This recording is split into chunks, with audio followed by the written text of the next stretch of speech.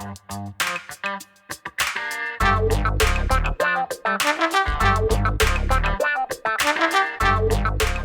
guys, Montel here, and welcome to this edition of Let's Be Blunt with Montel. Joining me today is a patient advocate and cancer survivor. She's the founder of KeidyWeedy, and she is on a mission right now to educate patients on the viability and benefits and efficaciousness of cannabis. Nekeidra Cromwell, thank you so much for being a part of Let's Be Blunt with Montel today. Thank you for having me. Absolutely, for sure. Can you tell us a little bit about your background and where you grew up and, how cannabis was perceived in your family when you were younger? Okay, I grew up in Annapolis. We're from Annapolis, Maryland. I grew up in Annapolis, and cannabis is something that's been around me my whole life. Like, to the point I actually was a late bloomer, as you can say, a late starter. But it's been around me my whole life. I consider myself a first generation crack baby because my mother didn't consume crack when she was pregnant with me, but I was on that front line and I was babysitting all of those babies. So I was on that front line in the beginning in '85. So I'll never look back. I'll never look back as that being something bad, but let's fast forward. I had brain surgery in 2015. And I suffer from a neurological condition called Chiari malformation, and it comes in different forms. Some people go their whole life and don't even know what it is, but what it does is it overloads our motherboard. It's like it just takes over our brain, and it masks other symptoms and stuff. And a lot of doctors and a lot of professionals don't even know about this. So because addiction is strong in my family. Addiction runs very high in my family. They had me on a bunch of really heavy narcotics, and I didn't want to go down that road at all. So I started researching cannabis and the medicinal benefits of it, and here I am today. No narcotics. No, I just medicate off of high THC. And you told me a couple years back in Baltimore, you said, we took a picture, and in this picture we're smiling and we're talking through our teeth. And you said, I'm sorry if I get emotional. This feels like a 360. But you told me, you said you keep it up, girl. You keep that same ritual. But you incorporate CBD every day. And that stuck with me. And so I started researching CBD after you told me that. And so that's what I also do. I incorporate that in my daily ritual, and it is such a big difference, right? So yeah, I'm here to stand in the middle. I'm here to help to release that stigma. I'm here to speak for the voiceless about how this magical plant has medicinal values, and it can help on all aspects, even in the recovery community. Absolutely. Look, let's slow down for a little bit and let's go back a little bit more. I want to kind of start with, again, you're growing up. When were you first diagnosed with cancer? When I was first diagnosed with cancer, it was the first time. It was like 2004. It was a rare. How old were you? Yeah, I was in my early 20s. Okay. Yes, I was in my early 20s. I was about 20, 24. I was about. Okay. What were your symptoms, or what was going on before you went into a doctor and the doctor said you had cancer? I was having really bad cramps, and my menstrual Okay. cycles was really, really bad. And I would bleed for really long times, like way more than the average, way more than it was just crazy. And so I went. And what type of cancer were you diagnosed with? The first time it was a rare form of ovarian cancer. Gotcha. And how was it treated? Well, when the doctor, said, "I'm so sorry to tell you, but you have cancer," what went through your mind? I felt as though it was the end. I was young, and that word don't. I heard it when people was older, but I was really young, and it really floored me for a minute. It took me to a dark place for real. I really had to, I really had to find God, and I really had to dig down into, my spiritual upbringing. Sure. And how were you treated for the first round for that? For the first round, they treated me with, I think they were like chemo pills of some Okay, sort. yeah, chemo, no radiation, but chemo. No radiation, but then Yeah. it was so aggressive that I ended up getting castrated. They ended up just giving me the full hysterectomy. Okay. And that cured you? Yep, that for the most part for that, nothing ever came back Okay. except And for so, well, go ahead, except for? except for a few years ago when I was diagnosed with squamous carcinoma skin cancer. Oh, wow. Okay. So now, do they think there was any association between the two, or this was just something else that just happened? They they didn't say it was any association with the two. It actually floored all of us because for real, Montel, and this is what I had said to the nurse when she called me on that Christmas Eve. I didn't think Black people could get that.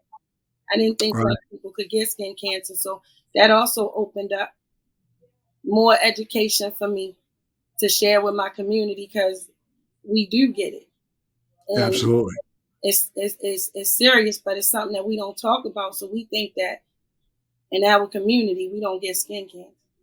Well, we do. And then they treated you with that. Well, how did they treat you for that? They removed the because it hadn't gotten down too far in the layers of my skin. So they Hmm. basically removed it, and they had gotten some skin from some another area from me, and they You grafted. and grafted it. Yep. Okay. So now you're two-time cancer survivor and you're cured twice. And then you get another diagnosis for cancer? No, that was it. That was the second one. Okay. All right. So then why did you end up having this? So then when did you get diagnosed with having the brain issue? Now the brain issue was in between the hysterectomy and the squamous carcinoma. That was in Oh, 2014, 2015, because I had my brain surgery in 2015. wow. And I mean, that happened, like you said, between they came to you and they said what? I had went to orthopedic because my shoulder was bothering me. Because what a lot of people didn't know was I really couldn't smile. It was painful for me to smile. And I had just maneuvered it. I couldn't do this. I couldn't do this. But I maneuvered it. Like I would just turn my body and stuff. I went to the orthopedic because my shoulder was feeling just crazy.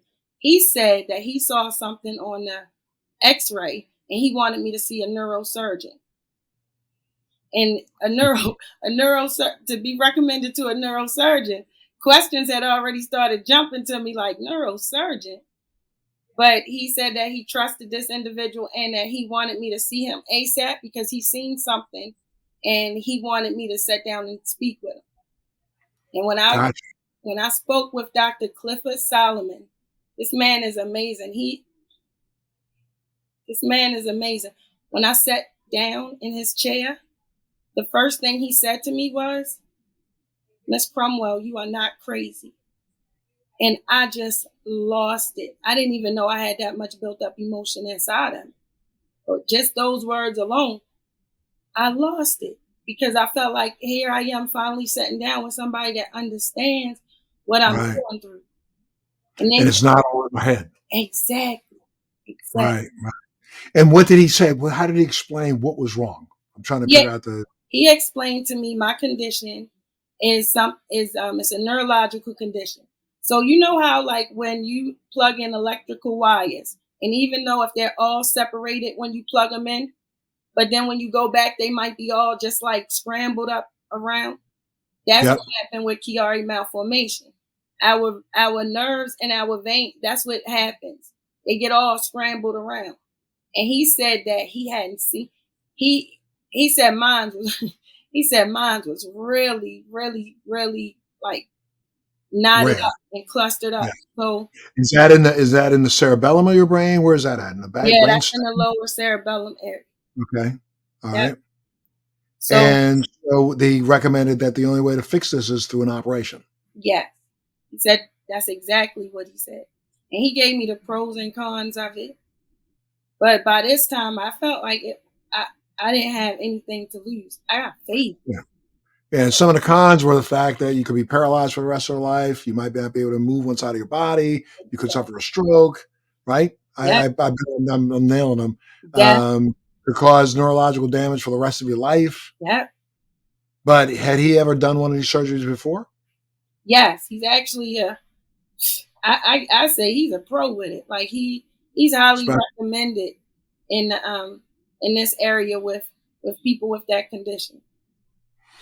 And so you went in and agreed, okay, let's do the surgery. And Yeah. then what was the post-op for that surgery? It was just rehab, what? I slipped through the cracks. I didn't do rehab. It was like at the time I had a 1-year-old grandson.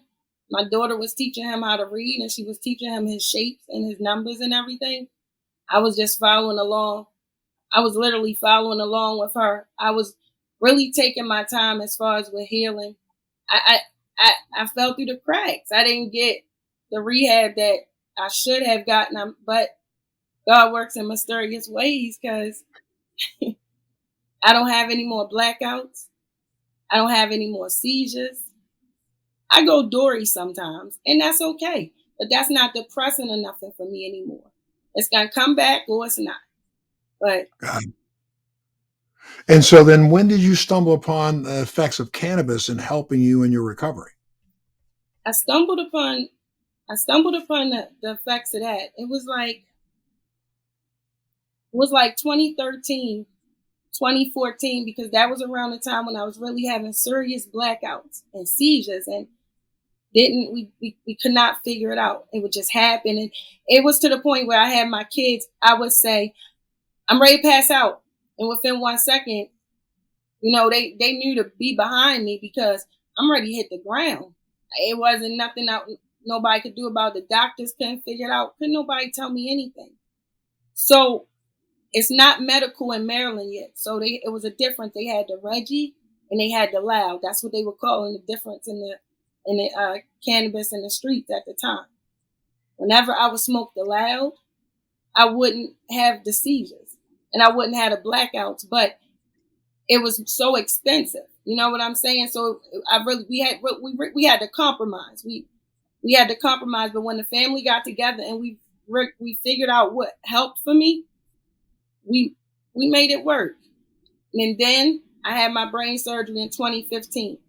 And then as I'm healing, I'm starting to be able to put my hands on more research. I'm starting to be able to understand this plant and the endocannabinoid system because at first that research wasn't there. And now I'm able to literally read it for myself and teach and learn myself. And then once I felt as though I was 100% and I got on my feet, we had legalized it as a medical state. So when I signed up for that, and I'm still learning as much as I can, I signed up with Professor Shad Ewart. He has a class at the Anne Arundel Community College. Sure thing, I know it well. Mm-hmm. And because I learned different, I took that class like 3 times. And he said I can take it as much as I want. And I really appreciate that. Because our laws changed so much anyway. You know what I mean? But Sure. that class helped me out a lot. And then with me going down to the legislative reference and lobby day and paying attention to the laws and becoming a recovery coach, I still feel like I don't even know enough. I'm such a herb nerd now. Right. So now that's what you do now full time is try to educate other patients about the benefits of cannabis? Yes, I have spoken at the Cannabis Science Conference on the opioid addiction antidote, the one in Long Beach and the one in Baltimore. And I have a poster that's circulating that I had made, basically showing and talking about how CBD helps with that, with the heroin cravings and everything.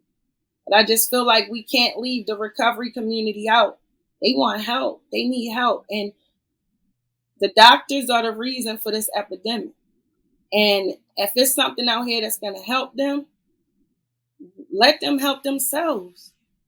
And if it takes me fighting for them and speaking up for them, I will.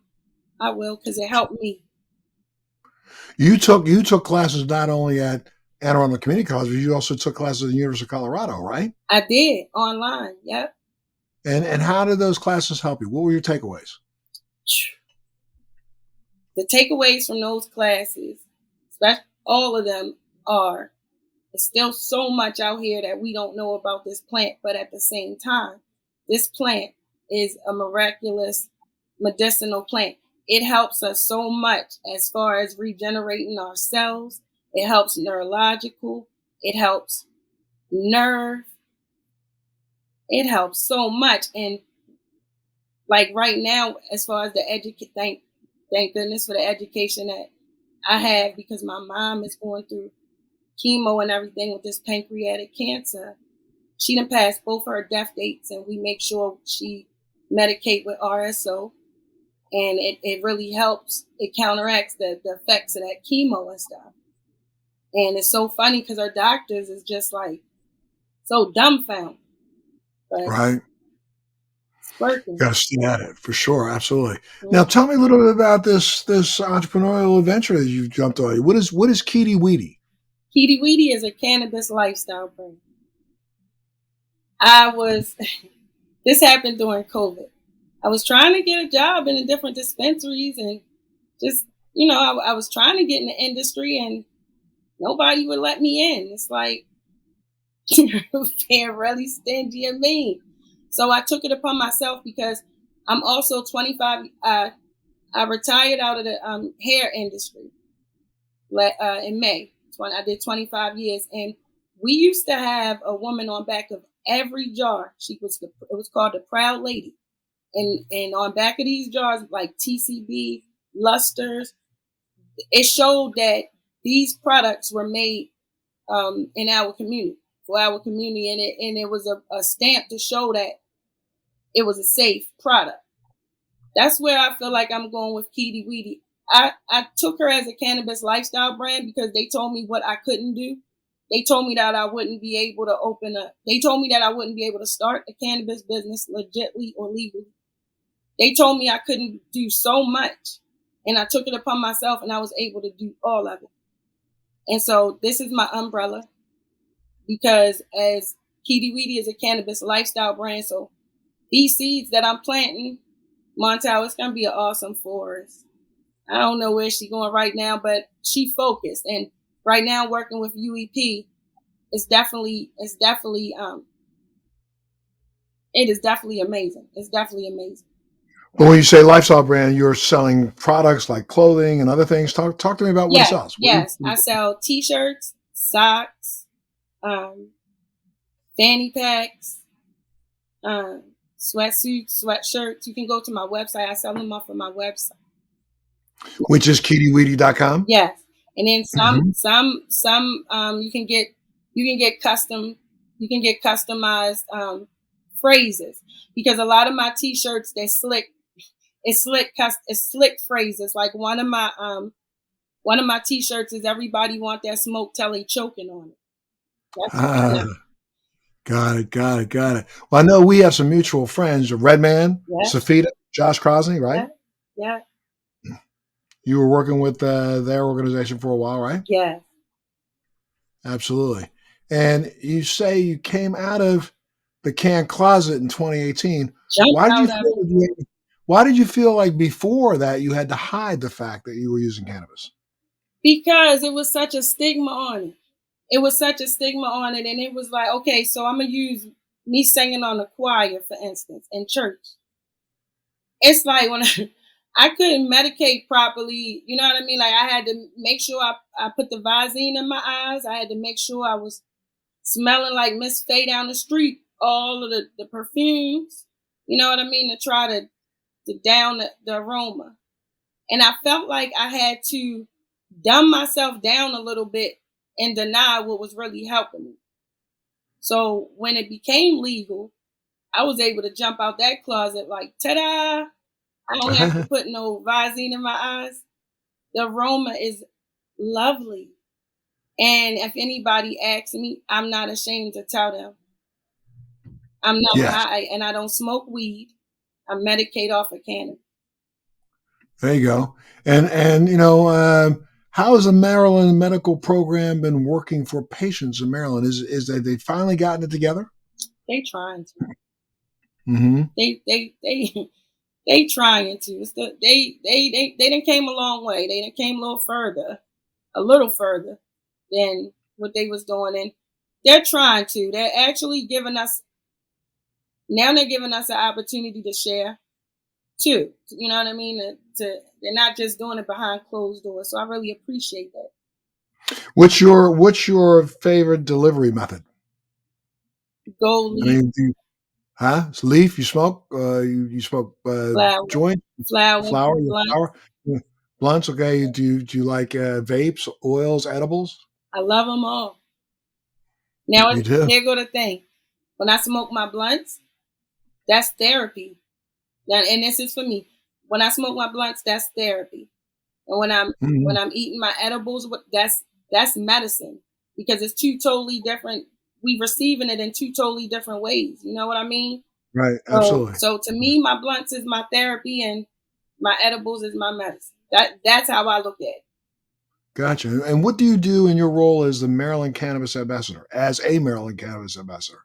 Well, I show up at the different events. I'm open to anybody that needs education or any type of service in the Maryland cannabis industry, whether it's getting their card, whether it's just having knowledge on what's going on with the law, or just speaking on them because maybe they helping them because maybe they want to try it, but they're not for sure because that stigma it has hit them real hard. So as an ambassador, they get to see me out and about, out of the closet. I'm a successful stoner. I'm doing things and it's working for me. It's working for me. So now, I mean, having been in this industry now for as long as you have, I mean, I'm sure you have some thoughts about what you'd like to see happen in the next couple of years. What are you thinking about? Now, Maryland only has medical, right? They don't have recreational. Do they have recreational yet? We Or passed. We passed you passed? recreational. That's right. You did We it this passed. last. You passed this last year, so they're still working out the rules for that, right? Right. It won't nothing go in effect until July the 1st. We still trying to help. We still trying to work on this two plant law, this rule what they have where every adult can have two plants. We still trying to press that a little bit because that's it's pushing it right there. That's Right. Well, I mean, I guess with now, are they allowing people to come together and do like co-ops together? I've actually starting to see them. I have Right. starting to see I'm starting to see them actually.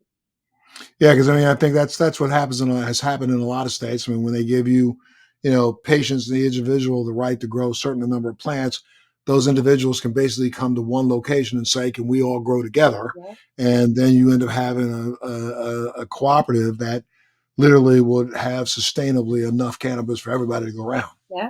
Yeah. Have you been working to try to? Do you have any licenses now? Are you applying for licenses I to do am that? actually. I am. I'm actually about to apply for my hemp grow license because Okay. here in Maryland, it's every couple years. As far as how the license go, like that license process not open around the clock. Um, so like it should be ready to open up. It's 2023, 2024. It should be ready to open up again for the state if anybody want to grow, open a dispensary or anything like that. So yeah, I am. I'm definitely in line. Okay, for sure. And what do you think is going to happen in this industry over the next, say, year, next 2 years, next 5 years? For the state or for How about just your dream? I mean, what's going to happen for the state and for the country? we gonna deschedule. You think so? We gonna deschedule. We got to deschedule and everybody gonna have an opportunity. And each one teach one. I believe this. I believe what Bob Marley said, and this is the healing of the nations. And if we can't come up underneath this plan and figure it out, then I don't think we doomed. But I believe that this is the healing of the nations for real. Well, as an African American woman, though, I know you have noticed the fact that this industry has been pretty much anti-female. Yes. Because there's probably less than 5% of the people in the industry are women. Yeah. And, I think African American women make up about 5 to 10% of that. Yeah. So, I mean, what do you think, like in Maryland? Baltimore is Chocolate City in a sense. I mean, it seems to me like there should be more representation of people of color in Baltimore and even in Annapolis. So do you think that's going to change in the state? I agree. And yes, it is going to change because as a part of the collective in Maryland, that's what we're working on right now, is bringing the education to our communities. It's a few of us that's out here in everything. You'll see us in different places and stuff. But we always come together once a week so that we can take this education to our community where it's not going. So yeah, I believe we're gonna be good. We're gonna be all right. Well, Nekeidra, if anybody wanted to get a hold of you or reach out to you to just interact, where would they go? They can hit me on my Instagram at KeidyWeedy. At KeidyWeedy.com and say, Nekeidra, ask you questions and you'll respond yourself? I sure will. I sure will respond back. Okay, for sure. And if they want any merch, they can go to my website, www.KeidyWeedy.com. Okay. Well, anything else you'd like to add? No? Okay. All right, my dear. Well, I gotta thank you for being a part of the show today. Very, very informative, and I also, you're blessed that you've been able to survive 3, illnesses that have taken a lot of people out, and you're still here. So you clearly are here for a reason, right? I believe that.